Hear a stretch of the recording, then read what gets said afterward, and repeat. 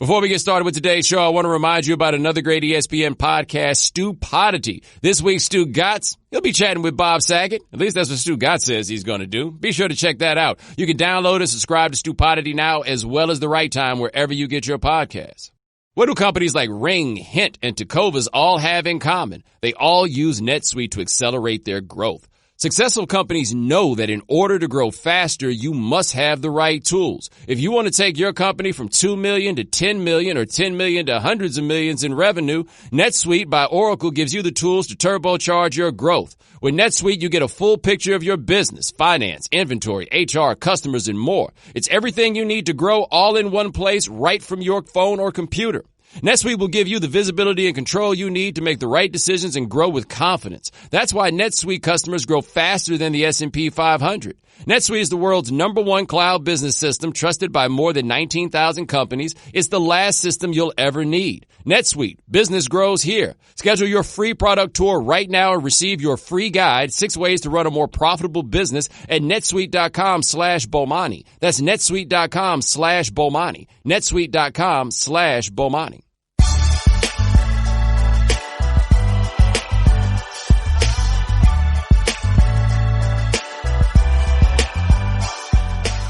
Ladies and gentlemen, welcome to The Right Time. My name is Bomani Jones. Thanks for listening wherever you get your podcast. Rate us, review us, give us 5 stars. You only give us 4 stars. I'm inclined to believe you are a hater. Coming up on this episode of The Right Time, I got a way to make the NFL Combine better. Yeah, you want to hear that. We'll also talk about what's going on with that CBA and your voicemails about that time you had to kick your homeboy out of y'all's group. But first, all right, so as you guys know, I'm all in on this Zion thing, right? I'm totally here for it. As you know, also, I am typically a, hey, let's just see. Hey, let's just see. Hey, let's just see. I did that with Zion in college. I ain't doing that now. I am all about enjoying this. I think this is fascinating to watch, and I feel like for me, this is the first time as a full-on adult that I'm truly able to appreciate and watch a ground-up superstar situation, right? Like, I'm here for it. Now, Gabe, let me ask you, like, how many times have you watched Zion play? Maybe 10 times. Yeah, you're like me. It's like, oh, Zion's on? Okay, I'm going to check that. Like, I sit down at night, I'll pull up the computer, I'll go look at the score, see what the games are, and I'm like, oh, New Orleans, huh? It's time to pull up the league pass. Like, I would be like, oh, Brandon Ingram, is good to see him improve, but I'd be out there watching it without Zion, and I'm like, yo, why am I not watching SVU? I'm sure it's on a channel somewhere, right? But now we got the Zion thing. We had 2 games in the last week against the Lakers. Zion balled in both. Of course, LeBron was better, but Zion put up, 35 in this last one? Poor Kyle Kuzma. Did you see Kyle Kuzma get the alley-oop on his head? Hey, man, I'm like, Kyle Kuzma, you've been in the league too long for that, man. You got to feel that when it's happening and run out the way. I am not impressed by you simply being in the shot. You got to get down on the fast break, right? Because, like, if Zion gonna miss the dunk, it'll probably fly way far, and then you'll be in a position for the fast break, right? That would be the way that I would look at it. I feel like I saw somebody in that game take a charge from Zion. Would you do that? I'm trying to think. Game 7, you're up by 1 point. It's the last play of the game, and the way to seal it is by you stepping in front of Zion and taking a charge. And I'm just saying, like, what good is winning a championship if I can't go to the parade because I'm in the hospital? You know? Like, I mean, maybe that's just how I'm wired. I don't really so much see the point there, but it's happening there. And if you don't believe that what's happening with Zion is real, all you need to look at is the way that LeBron is out here treating that dude. Like, Gabe, you're a Lakers fan. Have you noticed this, that LeBron's out here sending his jersey to Ja Morant after the game and talk about how cool it is that he sends it back? That tenor does not exist with Zion. Yeah, I have noticed that. Other people have too, and it's been claimed that it has something to do with Zion not signing with Clutch. Well, I wonder about that, right? You got to remember, didn't LeBron go to like Pittsburgh or Charlottesville? Wasn't it Charlottesville that LeBron went to watch his Zion game? He did, yes. Yeah, right? And then this dude don't sign with you? Oh, okay. Like, maybe there's a level of saltiness that comes from that. I think the real part of it is no one's talking about Ja Morant being the heir to the throne. Right? Like, Ja Morant is just a real cool story to most people, but people ain't out here acting like Ja's gonna be next. We're acting like Zion is gonna be next. And if you ain't believe it, When Zion made that move on Kuzma, made that spin and dunked, and, you know, the ESPN doing what we do, baby. We showing you crowd shots because the crowd is excited. Like, show the crowd how excited you are. Oh, snap, get it back on the court. LeBron shot a 40-footer. And he was out here talking about, well, yeah, it was a 2-for-1 situation. And that's why you shot it from 40 feet. That's what it was. That's why you had to do that. Okay, gotcha. Now, I'm enjoying this because, Gabe, tell me what you think about this. I feel like this is a little bit of the Jordan and LeBron coming out. Doesn't LeBron try to take down every sort of up-and-comer that's coming at the throne? That's what I'm saying, right? Like, I think that this is a matter of, hey, man, the most respect that LeBron can show you is a certain measure of disrespect. You know what I'm saying? Like that's what he can give you. And that's what he's given with Zion. And look, man, this is the way that he should be treating it. If Zion's going to come out here in these games and put up 35, right? He's going to come out here and put up 29. Yo, this is a real threat right now. Like, let's think about this with the Pelicans next year, because the Pelicans have all these resources, right? They've got all these assets that they got in the Anthony Davis trade. I am here for the Lonzo Ball experience. Like, do you realize how much fun it's going to be with Lonzo Ball having somebody like Zion Williamson to get the ball too? My guess is, and this is maybe just what I'd do if I was the Pelicans, I'm trading Drew Holiday in the offseason. It's not because I don't like Drew Holiday. It's because I do. I still believe that what Lonzo can give you if you turn it over to him is that contagious ball movement, right? And you probably noticed this when he first got to the Lakers, even though that team wasn't very good. When he was playing, the ball moves, right? Like when he's out there, people keep the ball moving around and around and around. And so if you got a guy like Zion and you got an offense that's predicated on ball movement, oh man, you got something here. But they're in a position where they can package some of what they've got, where they got Zion, they got Brandon Ingram, you got Lonzo Ball. You can package some of this other stuff into getting another legitimate player. Like, this is not just Zion's the guy of the future. The Pelicans could very easily be a team that the Lakers have to contend with within the next 2 years. If David Griffin is creative with it, they can be a team that you got to worry about next year if Zion is as cold as he appears to be. Because what I think is going to happen with Zion next year, I think he clearly has never been on a real physical fitness regimen. Did you see it when he took off his shirt, his jersey to trade it with, well, not even trade, but he gave it to, JaVale McGee, and he was there in the white undershirt, and he was out there looking like Uncle Zion. Like Uncle Zion. How much do you think he weighs? Not to fat shame. No, but if Zion is 6'6", I would guess in the 290 to 300 range. He's a big boy. That would be my guess, because like he's real, I mean, obviously he's like real thick in the legs. He has the tightest shorts I've ever seen for somebody whose shorts are that long, right? Like, we're not talking about John Stockton tight shorts. Zion's shorts look like, I mean, they're a couple inches from being like capri pants. And I don't mean that in the length. I mean that in the snug. Like that's a giant young man. I figure somebody gonna get him in there somewhere and they gonna knock 25 pounds off that, right? They knock 25 pounds off that, give him like some core work. There's actually room perhaps for him to be even more explosive than he is right now. So my guess is if anybody cares, and if he cares, and I think he cares, then he'll be back at a different weight. And part of why I say I think he cares is as LeBron has gotten more competitive with this Zion thing, I'm noticing more and more that Zion is starting to see what the extent of his powers, and he's starting to care in that way. And by the way, we saw that a bit at Duke also. Let them get down and see what happens with Zion. Zion ain't really here for a whole lot of this losing. We got to remember, he been out there playing in high school against them little dudes that we saw in all those clips. You know he wasn't doing no whole lot of losing. He's not here for that. So, like, I see that level of dog in him, and I see LeBron recognize that this is not just what's next. This is like what's right around the corner. This is what it's about to be. And he ain't about to be Zion's big brother. Nah, dog. That one is not going down at all. Like he and Kevin Durant eventually got to like a certain level of cool when it came to it. But you saw that in some levels with Kevin Durant. It's like, yo, this isn't a guy that I can look at in this way. Steph Curry, remember that? Like Steph Curry, it was all good when Steph Curry was at Davidson. But then when Steph got kind of close, you know, as LeBron got kind of cold on it. He's doing this with Zion from age 19. You are not taking this throne. Not happening. I'd also like to know, Gabe, you ever think about this? LeBron is 16 years older than Zion Williamson. That's a real indicator of how fast time flies and Yes. just how old you are. Like, I remember when he was coming into the league and it was like choose your fighter with him and Melo Yes. and Dwayne Wade. Yes. I was a Melo guy initially, by the way. Well, I mean, that wasn't like the worst call you could have made. They were very good his rookie year. It wasn't, but it's certainly like those types of things where you have to choose and you immediately like stand for that person and Yes. have to constantly defend. That flipped really quickly on, oh, well, LeBron's just better, man. Right. We tried to get Melo in the rookie of the year conversation, but it was like, come on. That's how cold LeBron was. The Nuggets were like 25 games better, Carmelo's rookie year versus the year before he got there. And it was still like, anyway, we going with this other dude. But I love seeing this love. Like, I love that game. That game was so good between the Lakers and Pelicans. And I just really love the idea that we've got this measure of competition that's coming out of the best player in the league because he sees the next player in the league coming. And the next player in the league is like, nah, I want to get there. Like, this is what I want to be. Because I also imagine that Zion want LeBron to like him, right? Like, Zion wants LeBron to take him in that way. And then LeBron's going to push him off. And that's probably going to make Zion be like, oh, okay, I guess I'm going to just have to show you, huh? I got it. That's what's up.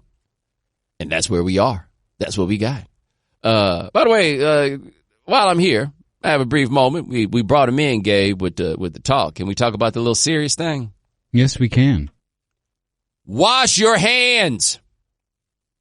All I'm asking you to do is wash your hands. I have taken it upon myself here at the South Street Seaport. I am the hand washer marshal. I'm checking everybody for what level of vigor they are using at the sink when they are washing their hands. Come on, man. Wash y'all hands.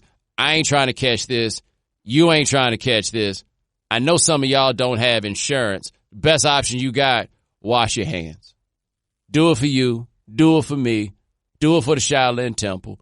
Do it for whatever. And just so you know, hand sanitizer. You know why they call it hand sanitizer? Because it's not the same thing as soap. While we're on it, I may talk about this a little more later. Gabe, I feel like the inventor of soap. How come his name isn't on buildings all over the world? His or her name? Yeah, or at least on a monument somewhere, like a Thomas Edison type deal. Yeah. Like, I feel like there's a lot of like inventions out here that are drastically underrated because we take them for granted, right? So like the light bulb, we're real big into the invention of the light bulb because that, like, we're like, oh wow, that really changed the game. Like, you could understand how that changed the game. What's another one of these? The printing press, right? The printing press came around. We understand how that changed the game. That ushered in a paradigm shift, right? The person that invents like the personal computer. I don't know who that is, but you know, like all those things. But we got these big inventions that we talk about, you know. We're a little too excited about the cotton gin, but whatever, right? Like, this is one that changed the game. But somebody out here looked around the filthy ass world and said, enough. Something has to change. Something has to change. And just think about what our lives would be without soap. Like, who invented deodorant? What would our lives be without deodorant? Mr. Sure, Mr. Secret, whoever that is. Shout out to you, right? I don't feel like you get enough credit. The first person to be like, hey, man, we need something on our feet before we put our shoes on. Who's that person? You realize how much money that saved us? You realize how much we'd have to, like, buy new shoes if there were no socks? I got another one for you, Gabe. The dude that was like, hold on, watch this. I'm going to take this string and tie it around my waist, and then my pants won't fall down. A lot of heroes out here that we don't give enough credit to. And the way that you can pay homage to that nameless person who invented soap is very simple. Wash your hands. My parents are old. If one of y'all kill my parents because y'all nasty, I'm going to find you. All right, we'll be back in a minute to talk about the NFL Combine. But first, when it comes to scoring great hires for your business, you may be up against a few obstacles like an overwhelming amount of resumes, too many applicants but not enough of the right ones, trouble spotting the most qualified candidates in a sea of possibilities. That's why you need ZipRecruiter on your team. No matter the industry, healthcare to manufacturing to business services, ZipRecruiter makes hiring faster and easier. And now you can try it for free at ZipRecruiter.com/Bomani. First, when you post a job on ZipRecruiter, it gets sent out to over 100 top job sites. Then ZipRecruiter's powerful matching technology hustles for you to find people with the right experience for your job and invites them to apply. In fact, check out this stat. 4 out of 5 employers who post on ZipRecruiter get a quality candidate within the first day. So add ZipRecruiter to your roster to help you win the hiring game. To try ZipRecruiter for free, go to ZipRecruiter.com/Bomani. That's ZipRecruiter.com/BOMANI. ZipRecruiter.com/Bomani. ZipRecruiter, the smartest way to hire.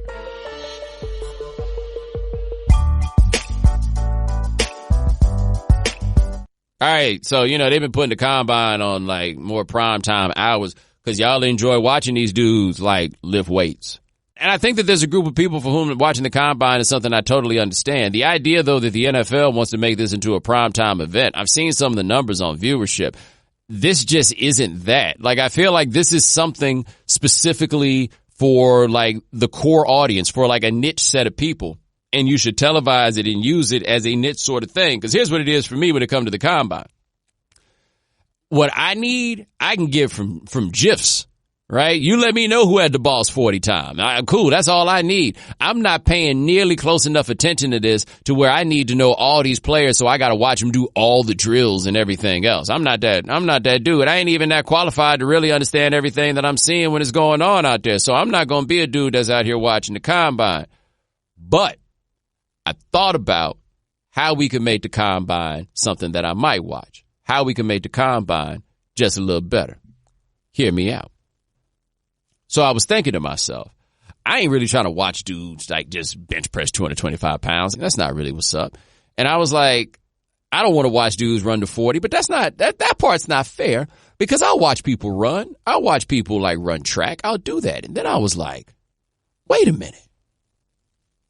Can you imagine how much time they would save at the combine if they had multiple people running at one time? Don't you realize how much better that would be? Rather than just one person running at a time, we could turn it into a race. I would watch that. Henry Ruggs, and a bunch of the other fast people. Yeah, I would watch that. And then it got me to thinking. Because, the combine, they have you do stuff like the cone drills or whatever. They always have them do a whole bunch of different stuff. They put people through different kind of little individual workouts at, points and stuff like that. And it dawned on me, here's how we going to make this work. All right. And if we do this, I'm going to watch it. You going to watch it. Everybody's going to watch it. You ready? Let's replace the combine with field day.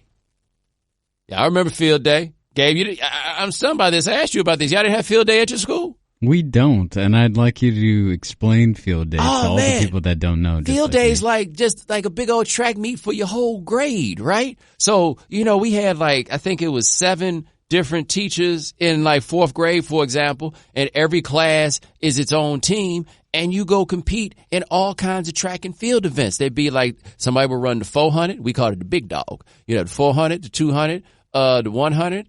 And then you'd have different relays. And then after that, you got other kinds of events, like the 3-legged race, the water balloon toss, all those kinds of things. You with me now? You see what we got going here? We need field day for the combine. If they're going to be out here racing, then cool. Let's get everybody on the line to race. That would be what was up. The 3-legged race, for example. That's how you can tell what teamwork is. I feel like if you got offensive linemen, you need to put them 2 offensive linemen together and see how well they can coordinate themselves. Because so much of that job is coordination. You have the baseball toss, the softball toss, How is that different than the quarterbacks when they get out here and just see if they can throw the ball as far as they can? That's what I'm saying to you right now. We just need to put a little flavor into this. Right now, the combine is so damn serious. We need to make it a little bit more fun. Or at our field day, they had the thing where, you start the race, you have to put on some sort of get up. They do this at halftime of the basketball games with kids, where you got to put on some get up that doesn't really fit, and then you run to your teammate and you take the get up off, and then your teammate has to put the get up on and then run the other way. See? That could be what's up, right? What I think would really be what's up for the combine is, I'm trying to think of the name of it. It's not like the Highlander games, but them joints where the cats be it's like a triathlon, but they have to climb up nets and stuff like it's American Gladiators and all that. Not the American Ninja Warrior, but they be out there in the woods and doing that kind of stuff. I feel like that would tell you a lot about who could be a good football player, don't you? Well, it's interesting that you talk about American Gladiator and stuff, because I was looking up to see what the original form of field day was, and it's in the military. I can see it. How about this? Can we have them dudes engage in some Greco-Roman or freestyle wrestling? I'd watch that. Would you watch football players wrestle? I probably would. I totally watch football players wrestle. I mean, these are elite athletes we're talking That's about. what I'm saying, right? Like, I would totally want to witness these things. I feel like this is the way we could do it. Or I got another one that I think would be great for the combine. Why don't we have some dudes fight? They need to do something that's set up to have dudes fight, but they don't realize that's a setup for them to fight. You understand what I'm saying? So just have some guy that you charge, like, go in there and find somebody to fight. And then next thing you know, they just start scrapping it out. I think that could happen. There's this dude a few years ago. I don't know if you remember this dude. His name was, I want to say, Kenrick Ellis. I want to say he started at South Carolina. It may have been Penn State. I can't remember. I think it's South Carolina, though, is where he started. And then he transferred to Hampton. Yeah, he transferred to Hampton. And he was some big giant, like 6'5", 340 type, as I recall it. But he had that character red flag, and the character red flag was he had caught some assault charge in college. And his story was, basically, he got into a fight with some dude, and that dude wound up with a broken jaw.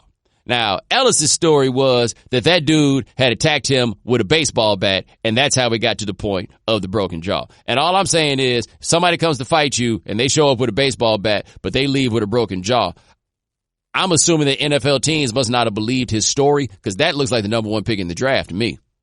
Like we don't wait till the second round to get a guy who can do that. You understand what I mean? Now, granted, he wasn't a very good football player, but none of these things exist in a vacuum. You know what I'm saying? So that's what we need. How can we get these cats just to scrap it out at the combine? Kind of a king of the hill type of situation. There we go.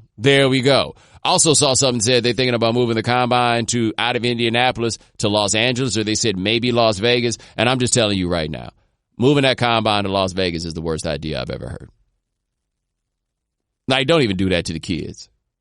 Don't even do that, right? A bunch of them got money for the first time in their lives. You're going to tell them they can't hang out in Las Vegas, but you're going to put them in Las Vegas. Come on, homie, don't do that. That's not a good look. That's not a good look at all. But yes, NFL field day. That's what we need. Put me in charge. Your ratings will stinking skyrocket. All right, we'll be back in a minute to talk about the NFL CBA, but first, tired of that 2:30 feeling? You're not alone. In fact, research shows that more than 70% of us hit the wall after lunch. Let a 5-hour energy shot help you leap over that wall instead of crashing into it. Anyone who travels frequently knows how tiring it can be. Whether you're on business or on vacation, 5-hour energy shot can help you stay alert and energized wherever you may be headed. 5-hour energy helps you get through your crazy on-the-go life. With 0 sugar, 4 calories, and a convenient portable size, it's the perfect pick-me-up for busy, hard-working people. Now it comes in 2 extra-strength tropical tastes, strawberry banana and tropical burst. They're great. They are delicious and can take you to a tropical on-the-go experience. Try them both, then go online to shop5hourenergy.com and use the code Bomani to receive a one-time offer of 10% off your order. That's shop5hourenergy.com. Use the code Bomani. Go to shop5hourenergy.com and use the code Bomani to receive a one-time offer of 10%. 5-Hour Energy. Energy on the go. Hey, I don't know what you're doing right now, but if you got a little time on your hands, how about you go wash your hands? How you like that? You want to wash your hands? Give it a try. Maybe you should wash your hands. Anyway, the collective bargaining agreement thing still going on with the NFL is getting a little dicey. There seems to be a little, I don't know if dissension's the right word to use. I'm going to say there's some dissension in the ranks of the players, but as many players as there are, that's what's going to happen. This is a very difficult union to lead. This is a very difficult union to marshal. It just has so many more members who are under such different circumstances. It's a different game. So really, man, the NFL union is so weak, man. You're asking for a lot out of this particular union. It's a very, very tough situation that they have here. But what we got, though, there seems to be a fairly significant faction of players that believes that they can get a better deal than the NFL has offered them right now. There also appears to be a very significant faction of players who believe that this is the best deal that the NFL is going to offer, and therefore they should take it. I had a back and forth. I think the dude's name is Nick Sundberg. He's a long snapper, I want to say, for Washington. And he and Robert Griffin were having a back and forth. And Robert Griffin, believe it or not, he's the one that's trying to fight the powers that be. Like, Griffin is like, yo, we need to get what's ours. A 50-50 split is what we deserve, and we can't back down from this. You know, like, he was really going hard on it. And Sundberg's position was really very simple. What happens if the owners, like, if they pull what they offered us now off the table, and then they come back and the best they'll offer us is like a 44% share or something like that? That's his concern. But he also said out loud on Twitter that basically if we were to strike, or if there was to be a picket line, that players would cross it. And look, it's a legitimate concern, right? The NFL has a track record of dudes crossing the picket line. So I get why he's afraid of it. But it says so much about the NFL Players Association and the circumstances that they're in that a dude would say that out loud, right? Like, this is the only place I can think of where someone who has a leadership position in the union, and I would say being the player rep is a leadership position. This is the only place I can think of where somebody who has a leadership position would come out and say, we're not strong enough to stand tall. Look, even if you think that's true, and I think that a lot of these unions deep down inside understand that, even if you know that's true, you don't say that in front of people. And I made that point on Twitter, and the Sundberg dude hit me back and was like, yo, given what our history is, you know, I'm like, yo, man, I'm not questioning whether what you're saying is correct. I am questioning what you're doing right now as a matter of strategy. You don't say that. Right? You need to be out here fronting like you Billy Badass, like we ready to go to the mattresses for this. That's the way that you need to play this game. Instead, he's like, come on, dog. You know people ain't gonna be down for this. And by the way, for what it's worth, I don't think that you'd have the same issues with guys crossing the picket line if you did this in 2020 in the way that you did in 1987. And the biggest reason why I don't think that this would happen is that the guys make so much more money now than they did then. So the 87 strike involves some very significant players crossing the picket line, right? Like Lawrence Taylor, as I recall, crossed the picket line. Dan Fouts. Dan Fouts crossed the picket line in 1987. Guys like that. And the thing for them was they looked around and they said, we're not going to win this anyway. Why am I passing up checks? And so a dude like Lawrence Taylor, with all the money that he was making, was not going to pass up those checks. But I could make the argument here that if Lawrence Taylor were making the kind of money that guys make now, even though the check is bigger, he could pass up the checks because he has received previous checks. Right? A lot of these cats sitting on a different kind of stack than they were. Now, maybe you'll have some of these guys at the bottom who are coming in and they decide that they will cross the picket line, but I don't think that would wind up being such a big deal because I think given the economics of what the NFL is right now, yeah, it's some dudes that's out here broke who need some money, but I feel like the star players who are the ones that are going to make somebody actually watch or actually show up in these places, I feel like the star players have a greater incentive and greater security than ever that would allow them to not be the ones to cross the picket line. So I think the circumstances are a little bit different there. But that ain't really why I wanted to come to y'all to talk about this stuff with the collective bargaining agreement. Gabe, I don't know if you saw this. Did you see the Pouncey brothers and how they're saying to vote down this deal and what they're willing to do for cats if they vote down the deal? To kind of subsidize their strike? That's right. They want to start their own strike fund. Each Pouncey brother says that he is willing to put $250,000 in on the strike fund. He also said something interesting that I didn't fully realize was that apparently all the players had been withholding the checks from Madden. Like the money they get for their likenesses being used in Madden, that for 3 years they had withheld that, and that's supposed to be something like 60 G's gross. Pouncey called it 30 G's after they take off tax.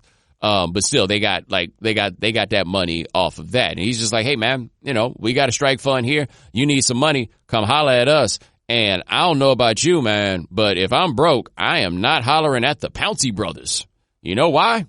Because even after this whole thing is over, I might still be broke. And I don't want to owe those two dudes money.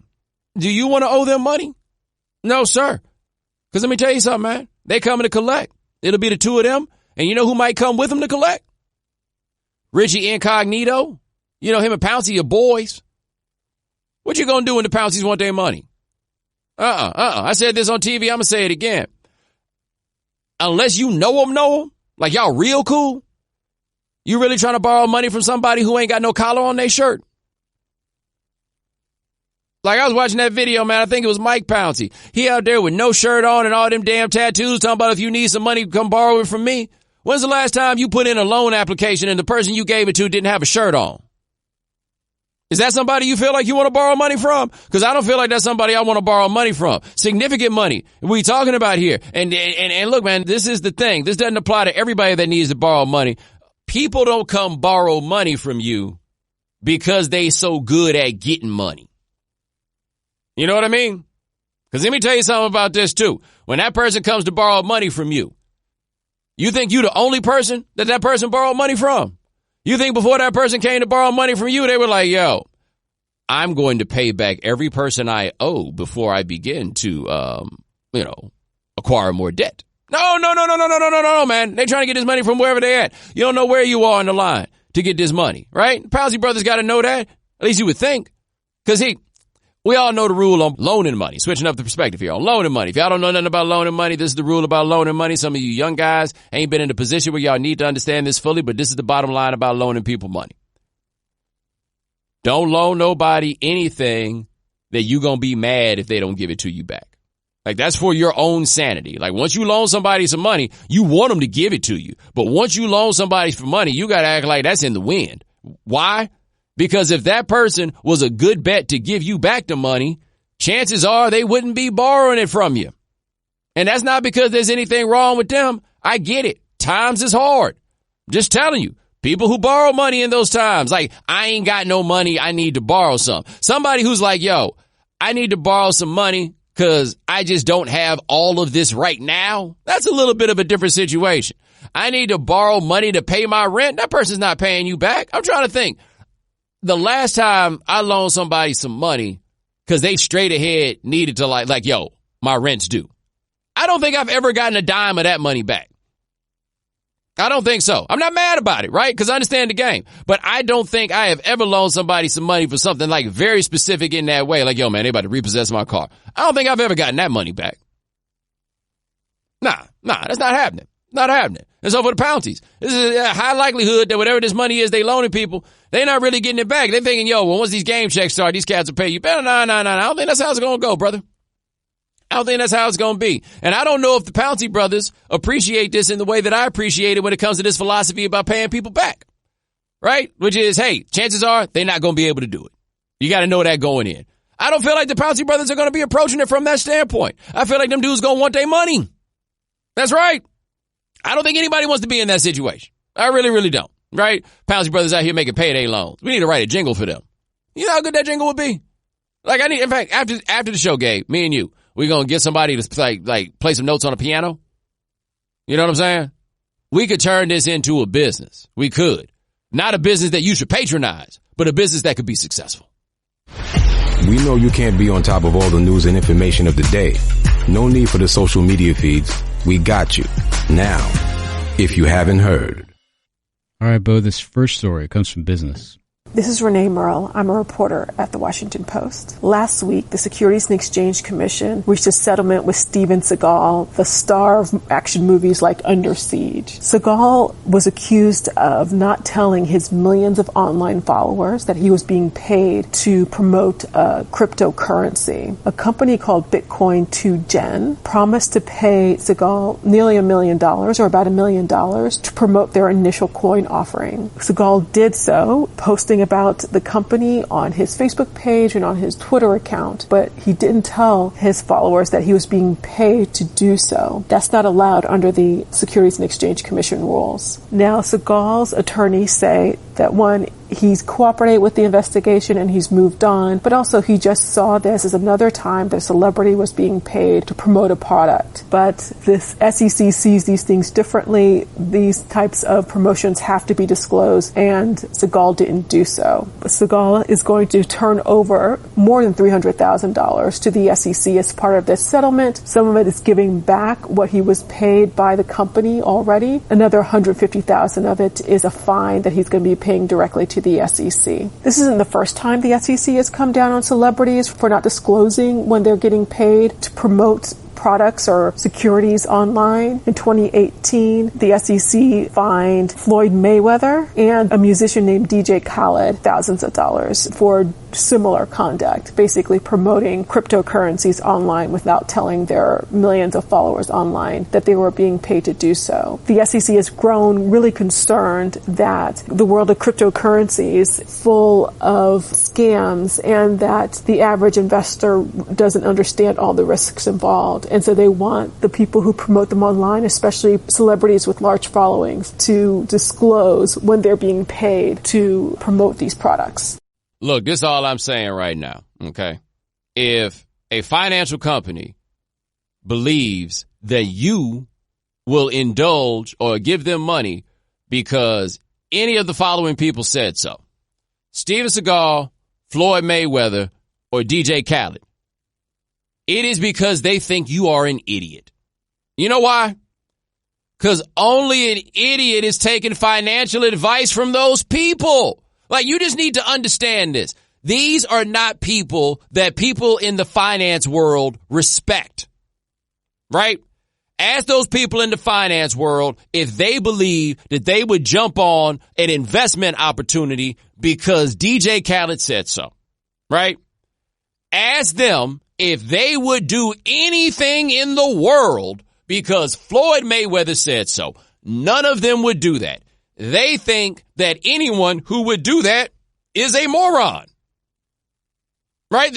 I think this all logically checks out, okay? So they think that you'd have to be an idiot to listen to DJ Khaled when it comes to financial advice. And so what are they doing? They telling DJ Khaled to give financial advice. They're telling Steven Seagal to give financial advice. They're telling Floyd Mayweather to give financial advice. They think that taking advice from those people would make you a moron, meaning that when they tell those people to get you to come on board, they're hunting for morons. I've been trying to tell y'all about this funny money for years and years and years. I have been warning all of y'all about this funny money since we got hip to that Silk Road situation, which was all kinds of people selling dope on the internet using funny money, buying large. And I think some people's funny money was disappeared. It was a whole lot that's going on. All I'm telling you right now is DJ Khaled come out here and is like, hey, man, y'all want to get on some of this funny money? If your answer is, I mean, I wasn't, but now that DJ Khaled said so, you are the problem. Ain't much to say after that, is it? No, sir. Am I wrong, though? No, you're not. And by the way, I'm just saying they think you stupid for taking financial advice from DJ Khaled. Actually, no, I am saying this. If you're taking financial advice, if you think Floyd read the fine print? No. That's all I'm asking. No. You think Floyd read? I mean, I'm sure Floyd got people around him, right? Maybe. I'm just telling you, I'm just saying to the rest of you, this is being peddled to you by people who don't respect you, using people that those people also don't respect. That's all. You don't read the fine print. You're going to expect Steven Seagal to? God damn. Steven Seagal. And by the way, who in 2020 is like, yo, Steven Seagal, if he thinks it's a good idea, it must be. Who cares that much about Steven Seagal's opinion in 2020? He's still in the league. He's still there. I told you in 2003. Did you ever go to the Reggae Fest at UCLA? I was like in and about Reggae Fest, but I didn't actually spend like a significant amount of time at one. Yeah, I went to the Reggae Fest one time, and there was this big old tall white dude with a ponytail playing guitar, and then give it up for Steven Seagal. I'm like, what? Yeah, he does that. Did you see Bill Walton at Reggae Fest? I did not see Bill Walton at Reggae Fest. I really wish I had. I'd like to hang out with Bill Walton. Only once, but I'd like to. I think you would too. Did you see his comment about liberty? I did. Yeah, I did. This is a line right here. And these are Bill Walton's opinions, not mine. This is a line. The most shameful thing in the history of UCLA basketball is scheduling a game against Liberty. And the second most shameful was, did they lose or did they almost lose? They did lose. 2018. Wow. Liberty's trying too, man. Like people have kind of gotten into the story, but the story is Liberty's trying. All right, this next story comes from Metro. I'm Morgan Windsor, and I'm a reporter for ABC News. Last week, I published a story about a man in Oregon who was arrested after police say he used counterfeit cash to purchase Girl Scout cookies. The Salem Police Department said it responded to 2 different calls in mid-February from local Girl Scout troops who reported receiving counterfeit U.S. currency on separate occasions while selling cookies outside a Walmart. In each instance, the suspect allegedly used a counterfeit $20 bill to buy a box of Girl Scout cookies and was given legitimate currency and change. The Girl Scout troops recognized the money as fake and called 911.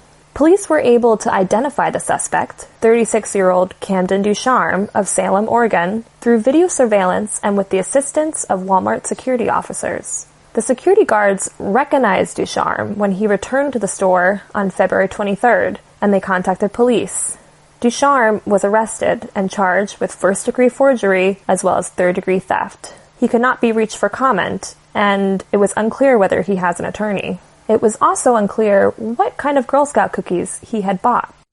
That man bought Girl Scout cookies with funny money. I saw somebody make a joke on Twitter that, not even a joke, they just said it happened. They bought some Girl Scout cookies and paid with a 20, and Lil Mama put that thing up to the light and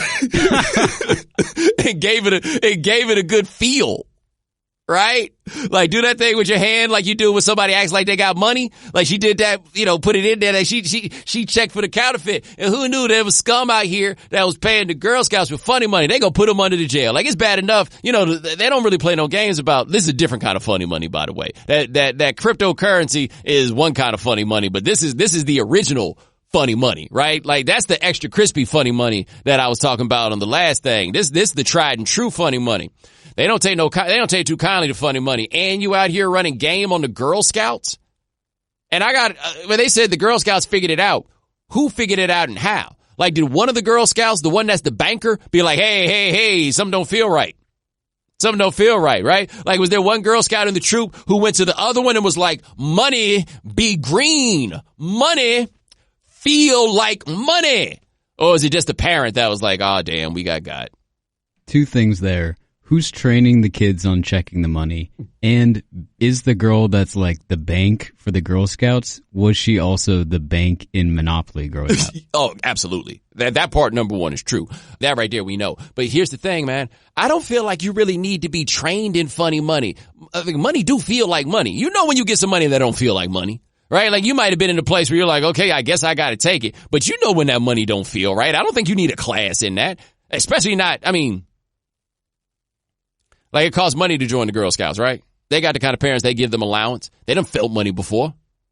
Yeah, it's either incredibly dirty, so you know it's authentic. Yes. Or it's like so crisp and so clean and has like a bunch of different holograms and whatnot. Yeah, exactly. Like it's, you know money when you get it. You know money when you get it.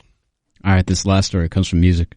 This is Sean Grant checking in from The Source magazine. First, the Fat Boys break up. Then Public Enemy is next. Chuck D and Flavor Flav, members of the iconic hip-hop group Public Enemy, have become, public enemies. After being together for 3 decades, Flav would no longer be a member of the group. The ousting of the renowned hype man comes shortly after Flav sent a cease and desist to the Sanders campaign after the announcement that Public Enemy Radio will perform at a rally in LA. The letter issued to the campaign stated Flav's likeness, image, and trademark clock were being used without authorization, and also Flav has not shared an endorsement for any candidate. The letter reads, while Chuck is certainly free to express his political views as he sees fit, his voice does not speak for Public Enemy. The planned performance will only be Chuck D of Public Enemy. It would not be a performance by Public Public Enemy. Adding his own personal flavor to the dispute, Flav threw in a handwritten note to the presidential hopeful that read, "Hey Bernie, don't do this." In response, Chuck D's lawyer stated from a legal standpoint, Chuck could perform as Public Enemy if he ever wanted to. He is the sole owner of the Public Enemy trademark. From there, the two took it to Twitter. Chuck D tweeting, "If there was a bag, Flav would be there front and center. He would not do benefit shows. Sued me in court the first time. I let him back in. His ambulance lawyer sued me again on Friday, and so now he stays home and better find rehab." In a separate message, he stated, "My last straw was long ago. It's not about Bernie with Flav." Chuck D would also say that Flav snubbed a performance at a festival hosted by iconic actor Harry Belafonte after Belafonte traveled 3,000 miles to introduce Public Enemy at the Rock and Roll Hall of Fame in 2013. Not acknowledging his alleged missteps beyond the campaign performance, Flav responded, "Are you kidding me right now? Over Bernie Sanders? You want to destroy something we built over 35 years over politics?" He would go on to state that while he has battled addiction, he is currently not on drugs. He will also tweet with denying suing Chuck D before closing with, "I'm not your employee. I'm your partner. You can't fire me. There is no Public Enemy without Flavor Flav. So let's get it right, Chuck." Yep, see, he got to the real issue here. Everybody's talking about this is about Bernie. No, man, this ain't about Bernie Sanders. Bernie Sanders is kind of a secondary concern to this thing there. This is Flav getting tired of getting little brothered. In the end, though, Chuck make all the decisions, right? Like, the idea, and I get why this is the case, but Chuck owns the name. Chuck owns it all. And whether Flav likes it or not, that kind of sort of makes him an employee. There's a strong argument for why Chuck should own that stuff. I wouldn't want Flavor Flav to be in charge, myself.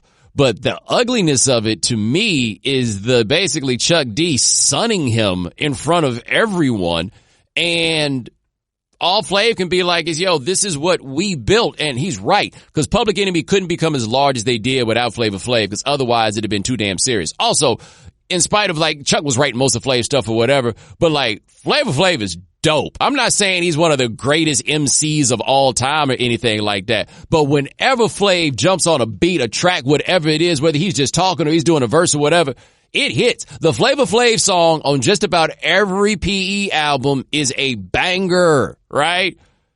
But you just kind of sort of the other dude, right? Like, you just kind of seasoning on this matter. That's what it is. And so Chuck made the larger political decision about what this was going to be. And this is what I think. I think that for Flav, when they was making money, he ain't care what the politics of that stuff was. Coincidentally, he was also smoking rocks. But I don't think that at that time the checks was coming in. He was like, yeah, Chuck could have flipped up the whole essence of the group, and they could have endorsed Newt Gingrich in 1994. And if there was some checks in it, Flav would probably be down, right? Like, that's how it goes.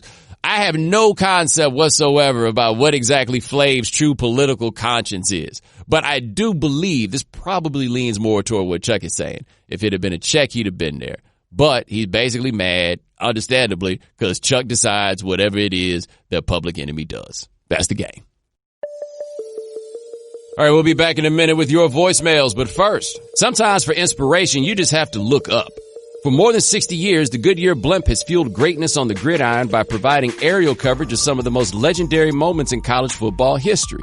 When the Goodyear blimp rises above a stadium, it inspires players to reach higher and rise to the challenge of the game's biggest moments. Now, it's your turn to go further with Goodyear. Discover tires made to rise above the rest. Learn more at Goodyear.com. Goodyear, more driven.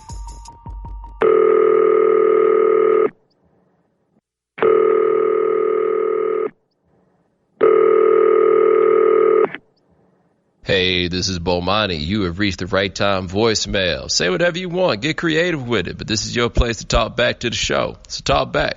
Peace. All right, Bo.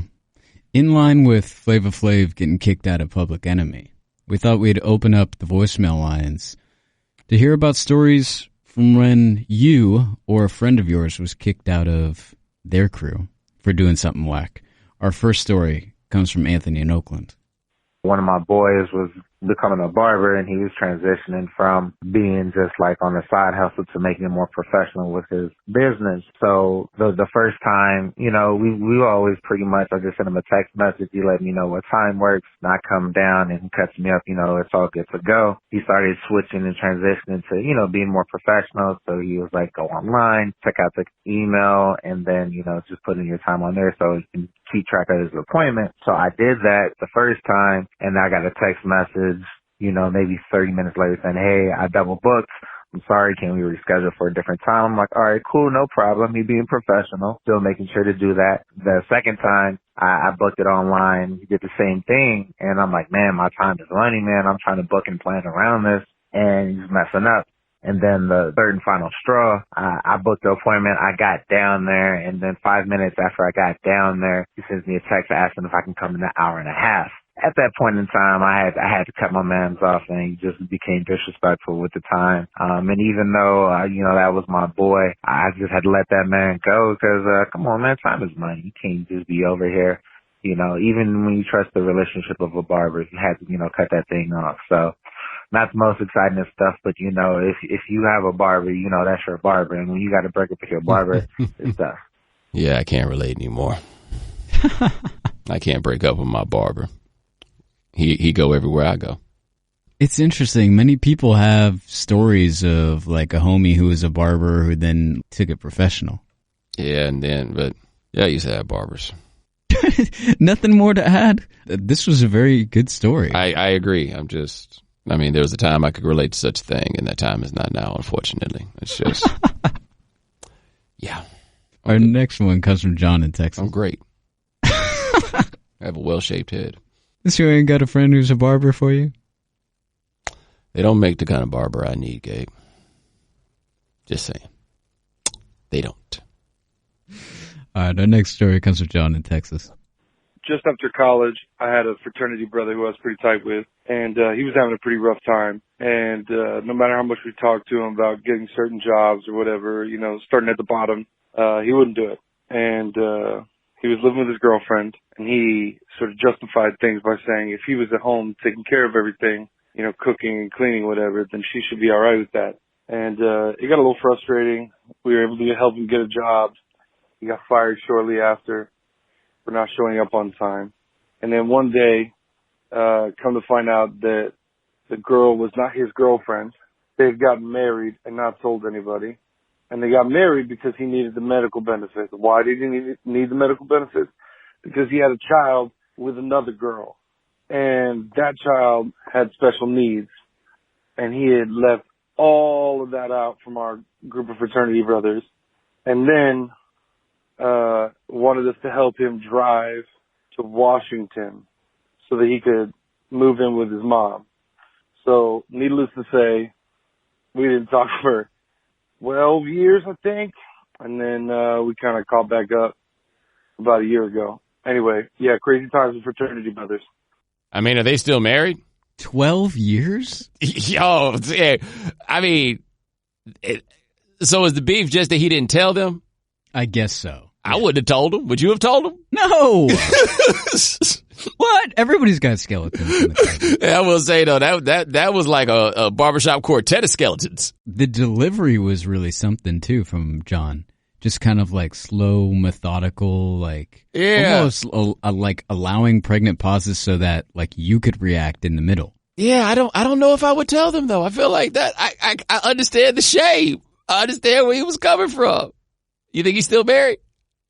I don't know, man. Hey, that kid probably still need the kid still need the benefits. The kid what, like 13 now? That kid still need the medical benefits. Fraternity brothers. I thought y'all were supposed to be brothers. Like that clearly has it. There's clearly a line in the sand. I thought that was supposed to be like a till death do us part type of thing. Oh, I guess we gonna see. Oof. Our last one, the guy didn't leave his name or where he's from, but this is a good story. A couple of my buddies, we were doing a Sunday Sunday. Big thing, go out, you do some drinking, day drinking, and kicking it.